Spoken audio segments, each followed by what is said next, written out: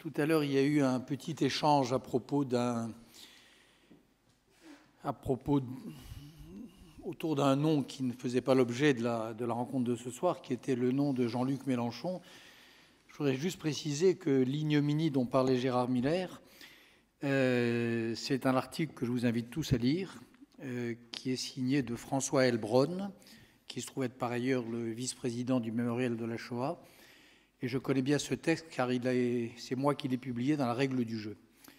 Et j'invite donc ceux qui sont ici et ceux qui ne sont plus là à se référer au texte même et à prendre la mesure là, en effet, de ces échanges de discours qui peuvent advenir, qui sont souvent advenus dans l'histoire et qui adviennent encore aujourd'hui entre les deux populismes.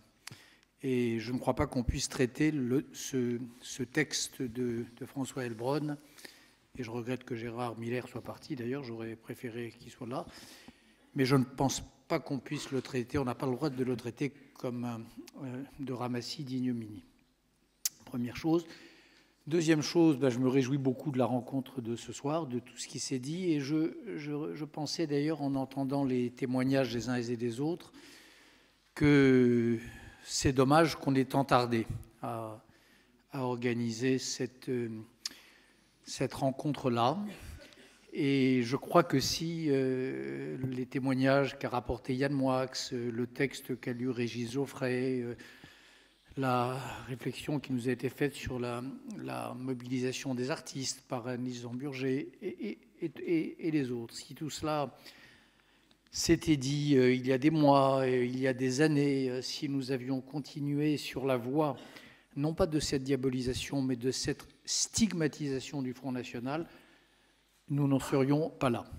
Et contrairement à ce qui se dit souvent, je crois vraiment, et plus que jamais en écoutant les interventions de ce soir, que ce qui a échoué, ce qui est en train de faire la preuve de son échec, ce n'est pas la radicalité, la précision dans la morale de ceux qui reconnaissent le Front National pour ce qu'il est, Jean-Marie ou Marine Le Pen, et moi je n'entre pas dans ces histoires de serrer la main du fils et du père, ça ne m'intéresse pas.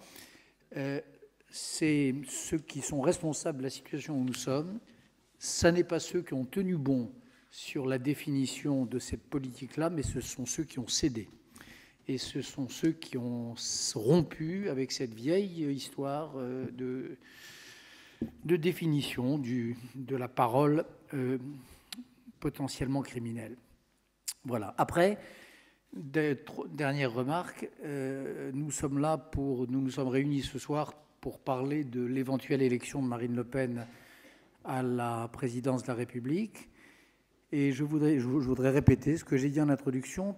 Pour moi, je serais heureux, mais j'aurais le sentiment que cette soirée a contribué à la stratégie d'ensemble des Républicains de France, pas seulement si elle est battue au deuxième tour, pas seulement si elle est vaincue avec 40% de suffrage, mais si elle ne franchit pas l'étape du premier tour. Et le vrai objectif aujourd'hui, celui qui est peut-être en train d'être atteint, c'est qu'elle soit battue dès dimanche. Pas la semaine prochaine, dès dimanche. Et je l'ai dit en commençant, et je tenais à le redire en concluant. Moi, je ne me satisferai pas d'une victoire au finish de M. Macron ou de M. Mélenchon ou de M. Fillon contre Marine Le Pen. Quatrièmement, je continue de penser, et j'espère que cela sera... Enfin, il faut le dire autour de vous, je continue de penser qu'aurait grande allure et rendrait un sacré service à la République le candidat qui dirait demain, après-demain, avant dimanche, qui dirait, même si c'est plus facile, je me sentirais déshonoré d'être élu président de la République après un débat et après un mano à mano avec Marine Le Pen. Serait grandement honoré le premier candidat qui dira, dans les jours qui viennent, moi ce que je veux, c'est être président de la République, mais au terme d'un débat républicain avec un républicain de l'autre rive.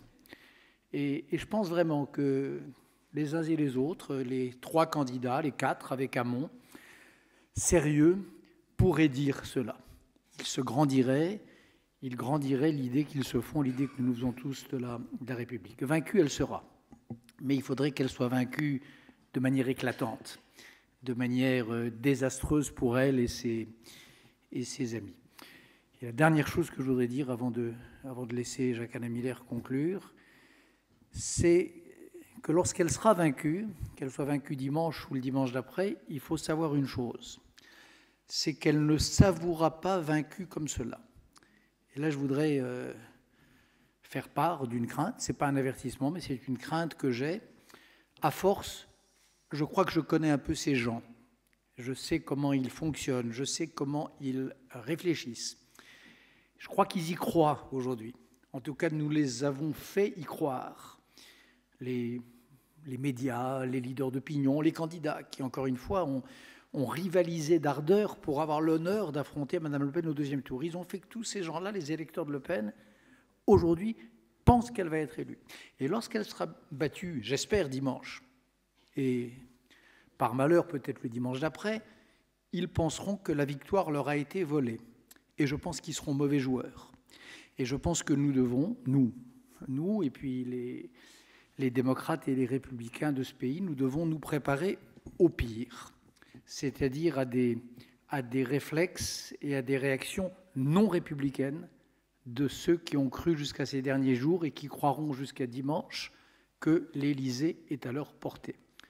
Lundi prochain, ou le lundi dans 3 semaines, il faudra surveiller, il faudra faire très attention aux mosquées de France.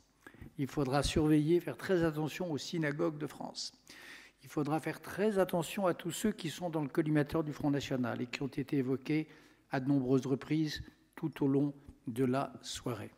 Car ces gens-là, encore une fois, ils vont être vaincus, mais ils ne se laisseront pas voler la victoire comme cela, d'où le fait que je pense que la vigilance républicaine ne doit pas s'arrêter dimanche, elle doit continuer, et elle continuera déjà par le nouveau rassemblement que Jacques-Alain Miller va vous annoncer maintenant, le 28 avril, je crois.